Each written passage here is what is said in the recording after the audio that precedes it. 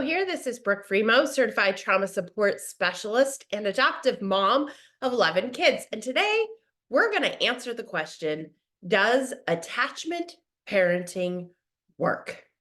You may be an adoptive mom who's picked up all of these books that have ideas about what attachment parenting is, and we want our children to bond to us because of their past traumatic experiences and the fact that we're a stranger ultimately when we welcome them into our home. And so if that's you, this video is going to touch on that today. Let me tell you, I am putting out content now on a regular basis, so please go down and click that subscribe button and leave me in the comments anything that you would like to have addressed in future videos, because I'm happy to take some of that feedback from you guys and create videos specific to what it is that you're looking for. With that, let's go ahead and get started, okay? What is attachment parenting? Attachment parenting is designed, the idea behind it is that we're going to focus on putting our attachment first with our child, ahead of consequences, ahead of discipline strategies. Relationship comes first. That's the theory behind attachment parenting. And now what does it look like? How does that play out? Guys, theoretically, there's some really great understandings behind attachment parenting.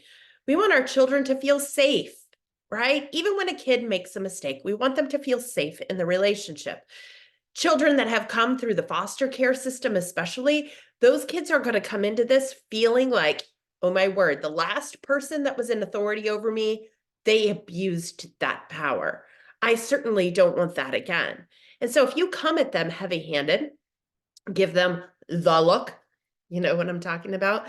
But it could be that look of you're in trouble, which is a look that led to more where they came from.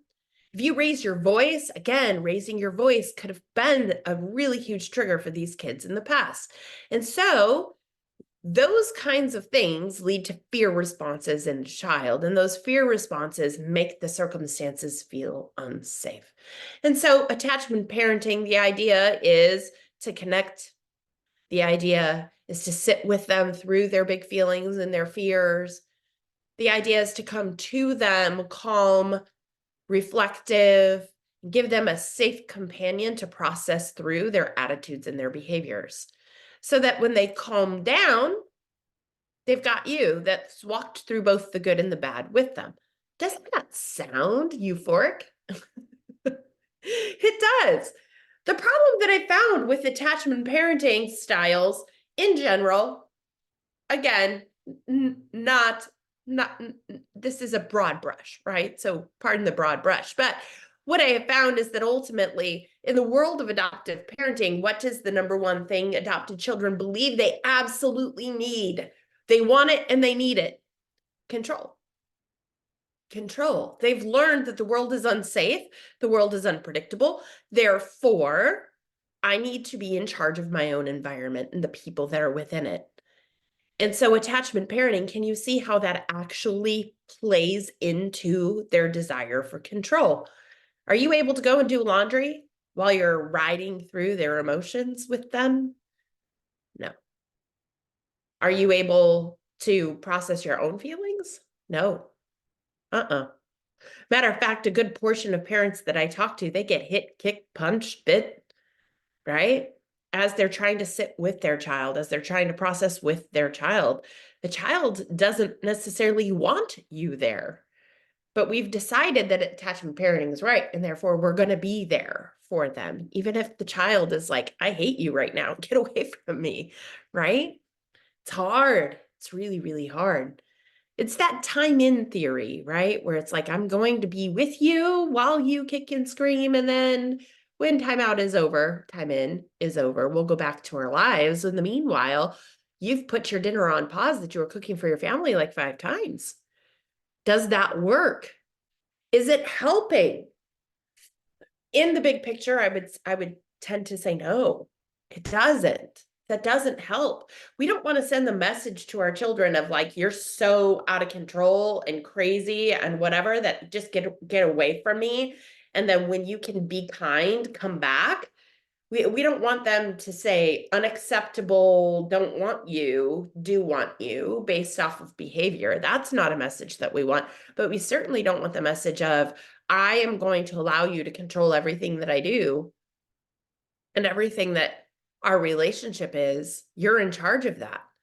Because ultimately, they will not learn to sit in the surrender that's necessary for them to be able to change their biophysiological adaptations of fight or flight. And so if you don't know what that is, you got to go back some videos. But that's what we work on. That's what we work on at Journey University, is getting that baseline shifted, right?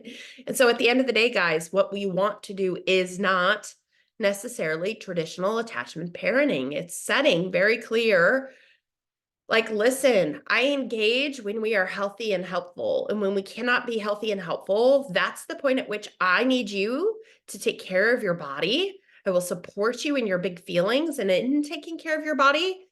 But you need to go and do that in a safe location where everybody can be safe. And then we can come back and make it right. And it's okay. It's okay to have the big feelings. Mom needs to go to her room and process big feelings all the time, don't we, moms? Dads, right? Your man cave, whatever it is. We've got to be able to go and have a place to process what we're going through. Your kids need to have a place to process what they're going through.